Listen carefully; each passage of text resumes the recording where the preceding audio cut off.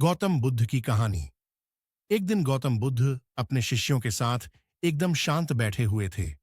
उन्हें इस प्रकार बैठे हुए देख शिष्य चिंतित हुए कि कहीं वह अस्वस्थ तो नहीं है। एक शिष्य ने उनसे पूछा कि आज वह मौन क्यों बैठे हैं, क्या शिष्यों से कोई गलती हो गई है। इसी बीच एक अन्य शिष्य ने पूछा कि क्या वह अस्वस्थ हैं, पर बुद्ध मौन रहे। तभी कुछ दूर खड़ा व्यक्ति जोर से चिल्लाया, आज मुझे सभा में बैठने की अनुमति क्यों नहीं दी गई है। बुद्ध आंखें बंद करके ध्यान मग्न हो गए। वह व्यक्ति फिर से चिल्लाया, मुझे प्रवेश की अनुमति क्यों नहीं मिली। इसी बीच एक उदार शिष्य ने उसका पक्ष लेते हुए कहा कि उसे सभा में आने की अनुमति प्रदान की जाए। बुद्ध ने आंखें खोलीं और बोले, नहीं, वह अछूत है, उसे आज्ञा नहीं दी जा सकती। यह सुनकर शिष्यों को बड़ा आश्चर्य हुआ। बुद्ध उनके मन का भाव समझ गए और बोले, हां, वह अछूत है।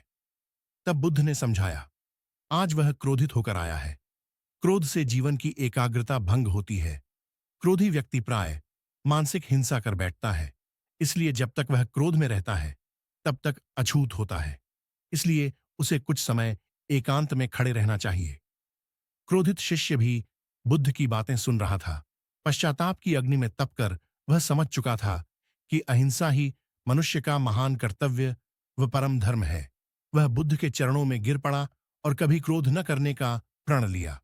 आशय यह है कि क्रोध के कारण व्यक्ति अनर्थ कर बैठता है और पश्चाताप उसे बाद में होता है, जिसका कोई लाभ नहीं मिलता।